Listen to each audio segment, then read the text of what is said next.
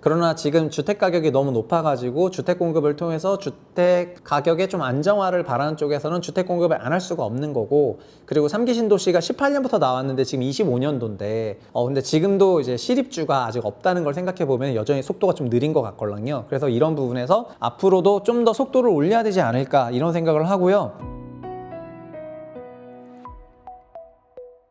안녕하세요, 최부심입니다. 광명에 7만 가구 공급한다. 일단은 광명 시흥지구라고 있죠. 여기가 시흥시고 여기가 광명시인데 요 사이에 요렇게 들어가는 데가 광명 시흥지구입니다.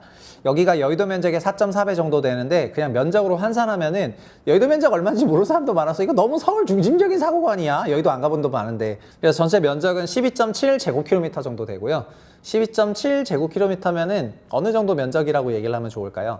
일반적인 신도시는 6제곱킬로미터 정도 되거든요. 그러니까 그걸 곱하기 2 정도 되고, 실제로 그래서 여기 약 7만 가구인 6만 7천 가구를 공급하는 그거에 지구 단위 계획을 이제 정부가 승인을 했습니다. 그래서 이게 이제 시행이 되게 되어 있습니다. 면적 12.7제곱미터고 일반 신도시 2배 사이즈, 주택 공급 6만 7천인데 공공주택 3만 7천이고 민간주택 4만 호고요. 공공주택은 공공분양 13,000호, 그 다음에 공공임대가 24,000호입니다. 이런 데를 공공주택지구라고 부르는데, 공공주택 신도시라고 부르는데요. 공공주택법에 기반해가지고 이런 도시들이 만들어집니다. 25년 보상하고 27년 택자공하고 29년부터 분양을 하고 31년 입주할 예정이고요. 여기는 교통망으로 수도권 순환도로, 제2경인고속도로, 광명 서울고속도로, 그 다음에 지하철 1호선, 7호선이 있고 KTX 광명역 인접하고요. 그 다음에 직장초는 광명 시흥인데 KTX 여기 광명은 가산 구로권, 서울 서남부권 업무 밀집 지역이랑 좀 가깝고요.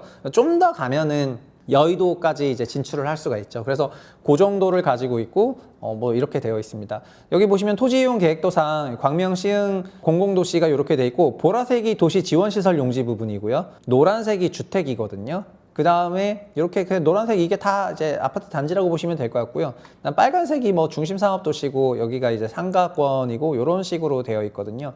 그래서 일반적으로 도시를 만들 때 이렇게 토지이용 계획도를 만들어가지고 도시를 만드는 게 이게 50년 넘은 방식인데, 이제 우리나라도 이런 거 좀 그만할 때가 됐긴 합니다. 그냥 하여튼 보면은 뭐 여기에 뭐 힘을 좀 많이 싣고, 그 다음에 뭐 중심상업지 있고 뭐 이렇게 돼가지고 뭐 도시 딱 보면은 뭐 어디 뭐 짓고 어디 뭐 짓고 하는구나, 그거를 바로 알 수 있게 해놨죠. 근데 사실 도시라는 거는 용도라는 거를 약간 열어줘야지 되는 건데, 어쨌든 이런 방식으로 탑다운스럽게 도시를 지금까지 디자인하고 있습니다.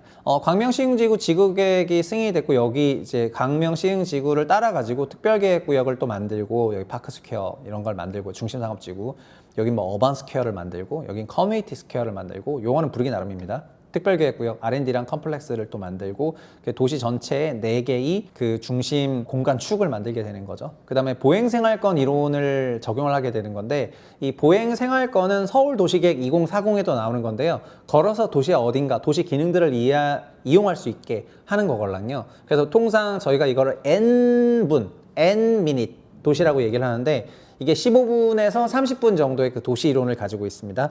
15분, 30분 도시에 걸어서 뭘 이용하고 하는 그거를 이제 권역별로 두다 보니까 이렇게 중심 거점들이 한 4군데 정도 나오게 되는 거고, 여기를 이렇게 이용하는 그 전반적인 도보생활권이 존재한다. 그렇게 보시면 좋을 것 같습니다.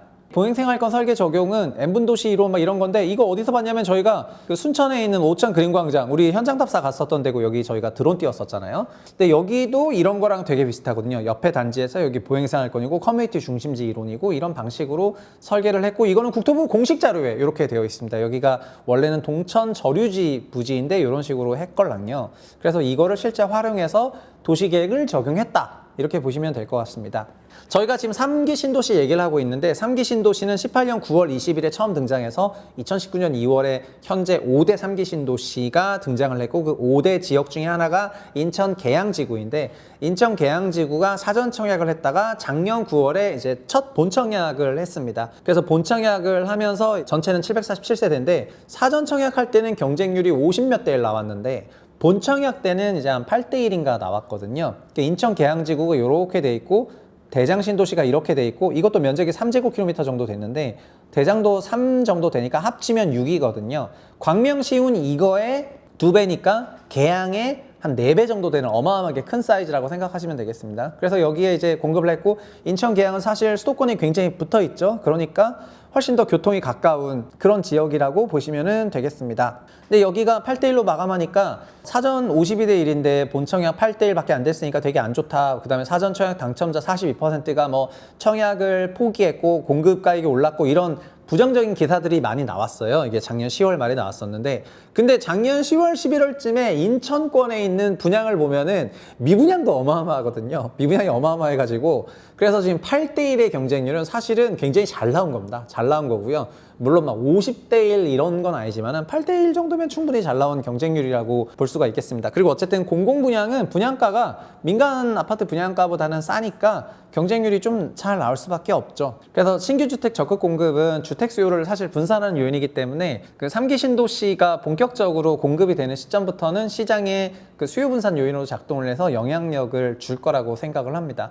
다만 3기 신도시 자체에 대해서 전반적인 비판이 포인트가 없진 않은데, 우리나라는 수도권에 신도시를 지으면 지을수록 수도권화가 더 심해져 왔거든요. 도시 구조와 수도권 집중 문제가 계속해서 발생하고 있는데 3기를 지으면은 더 심각하게 발생을 할 거로 생각을 하고 있습니다. 3기 신도시를 준공하면서 그 인프라가 세팅이 되면은 거기에 사람들이 들어가서 생활할 수가 있게 되고, 그러면 지금보다도 더 수도권 집중 요인이 생길 거라고 보고 있거든요. 그래서 일각에서는 뭐 3기 신도시를 뭐 멈춰야 되다 이런 얘기도 많이 하고 있지만은, 그러나 지금 주택 가격이 너무 높아가지고 주택 공급을 통해서 주택 가격의 좀 안정화를 바라는 쪽에서는 주택 공급을 안 할 수가 없는 거고, 그리고 3기 신도시가 18년부터 나왔는데 지금 25년도인데 근데 지금도 이제 실입주가 아직 없다는 걸 생각해 보면 여전히 속도가 좀 느린 것 같거든요. 그래서 이런 부분에서 앞으로도 좀 더 속도를 올려야 되지 않을까 이런 생각을 하고요. 그리고 3기 신도시는 좀 조속히 공급하면은 좋겠다 하는 것이 저희 생각입니다.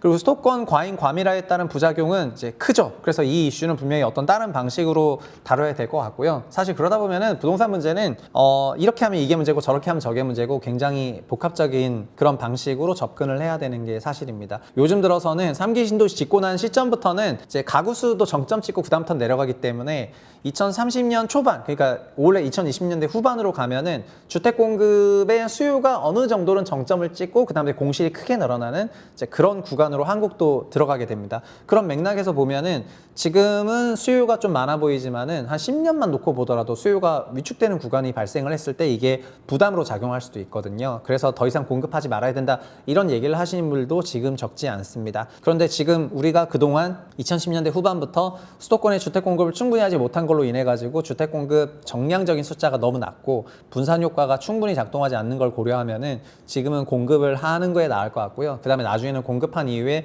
시설물에 대해서는 용도 변경을 통해 가지고 다른 방식으로 개선해서 사용하는 것이 어떻겠느냐 이렇게 생각을 하고 있습니다. 어떤 생각을 하고 계시는지 3기 신도시에 대해서 간만에 좀 댓글을 통해 가지고 의견을 좀 들어봤으면 좋을 것 같고요. 뭐 새해에는 이제 구독자 여러분께서 좋은 의견을 내시면은 뭐 그대로 따라서 할 거야. 그리고 여튼 이 아이디어에 대해서 어떤 생각하시는지 3기 신도시 뭐 더 조속해야 된다, 더 많이 해야 된다, 폐지해야 된다, 아니면 뭐 여러 가지 방향들이 있을 텐데 3기 신도시에 대한 의견을 그래도 좀 정제돼 가지고 써주신다면은 저도 참고 많이 하도록 하겠습니다. 여기까지 하겠습니다. 감사합니다.